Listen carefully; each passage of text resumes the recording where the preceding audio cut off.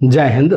आज का जो हमारा टॉपिक है वो है डायबिटीज, जिसे हम लोग मधुमेह या शुगर के नाम से भी जानते हैं।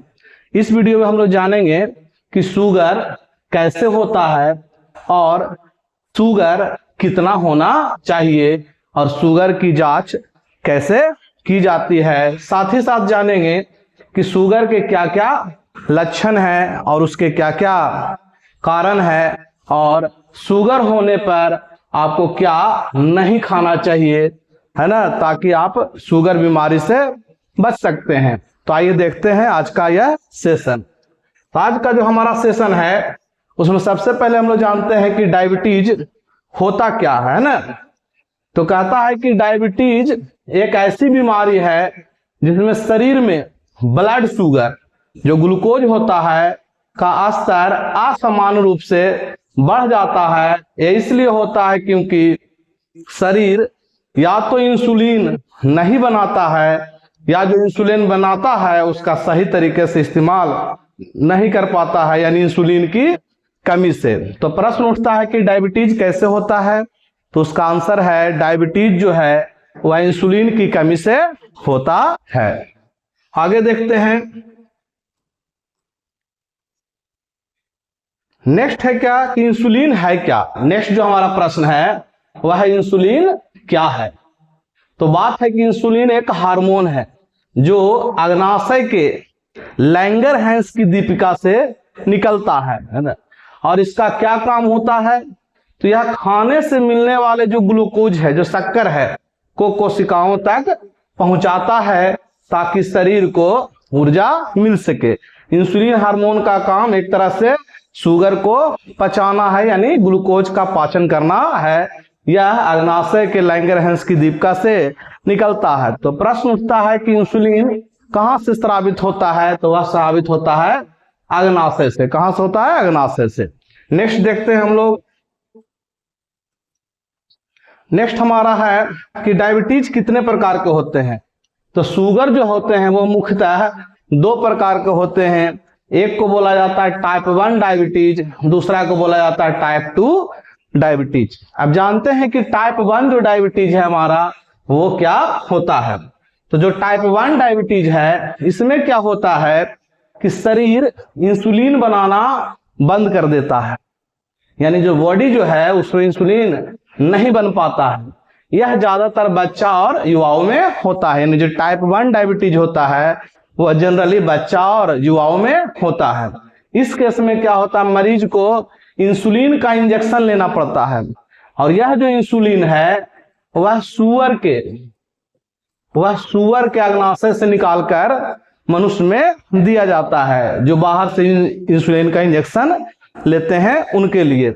नेक्स्ट जो हमारा टाइप 2 डायबिटीज जो है वह है जिसमें शरीर इंसुलिन का सही उपयोग नहीं कर पाता है, यानी इंसुलिन तो बनता है यानी लेकिन उसका इस्तेमाल सही से नहीं हो पाता है। यह ज्यादातर बड़ों में, खास करके मोटापा वाले लोगों में या जिनको टेंशन है या गलत खान पान की वजह से होता है।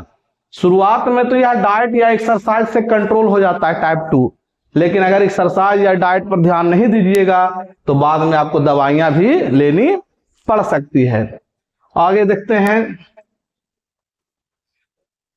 आगे है शुगर के प्रमुख कारण, यानी डायबिटीज के क्या क्या कारण हो सकते हैं, काफी इंपॉर्टेंट है। तो पहला जो कारण है वह है वंशानुगत कारण, यानी अगर परिवार के किसी लोग को है, माता पिता को, तो हो सकता है उनके बच्चे में यह हो सकता है। दूसरा है मोटापा या शारीरिक निष्क्रियता, यानी मोटापा है और लोग कम एक्सरसाइज करते हैं, बॉडी से कम काम लेते हैं, तो उस केस में डायबिटीज होने का खतरा अधिक होता है। नेक्स्ट है ज्यादा मीठा, प्रोसेस्ड फूड या जंक फूड खाना। जो ज्यादा मीठा का सेवन करते हैं, जंक फूड ज्यादा खाते हैं, उनमें डायबिटीज होने का खतरा बना रहता है। नेक्स्ट है तनाव और नींद में कमी। जो ज्यादा चिंता, ज्यादा स्ट्रेस लेते हैं और नींद कम लेते हैं, उसमें भी डायबिटीज होने का खतरा है। नेक्स्ट है बढ़ती उम्र, जिनका उम्र 40 या उससे अधिक हो गया है उनमें डायबिटीज होने का खतरा है। और नेक्स्ट है हार्मोनल असंतुलन, यानी जिनमें इंसुलिन कम बन रहा है या फिर बनना बंद हो गया है, तो यह सब कारण हो सकता है डायबिटीज होने का। नेक्स्ट देखते हैं। नेक्स्ट है जो लक्षण है, यानी कैसे पता चलेगा कि किसी आदमी को डायबिटीज है या नहीं। तो उसका प्रथम जो लक्षण है वह है बार बार पेशाब आना, यानी आपको कुछ ही देर के बाद पेशाब आएगा, यानी पेशाब होगा। दूसरा है बहुत ज्यादा प्यास लगना, यानी आपको हद से ज्यादा प्यास लगेगा, बार बार आप पानी पिएंगे। तीसरा है भूख ज्यादा लगना, यानी एबनॉर्मल भूख लगेगा, सामान्य से आपको ज्यादा भूख लगेगी। वजन घटना, वजन में कमी आएगी। थकान रहना, यानी आपको थका थका सा महसूस होगा। और जख्म या घाव धीरे भरना, अगर कहीं पे जख्म या घाव हो जाता है तो बाकी वो धीमी गति से, काफी वो धीमी गति से भरता है, यानी ठीक होने में काफी समय लेता है।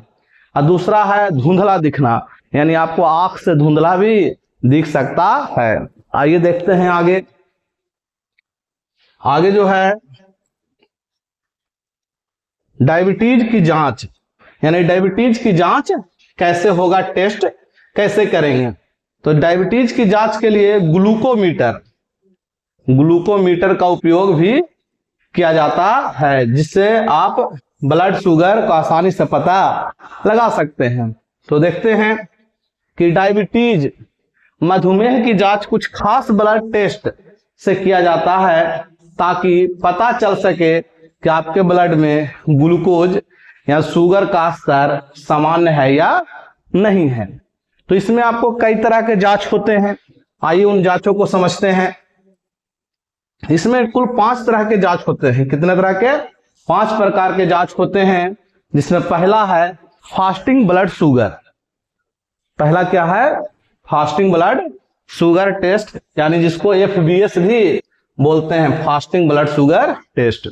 कहता क्या है? यह टेस्ट सुबह खाली पेट किया जाता है, कम से कम 8 घंटे तक कुछ ना खाकर, यानी आपका पेट 8 घंटे तक खाली होना चाहिए इस टेस्ट के लिए।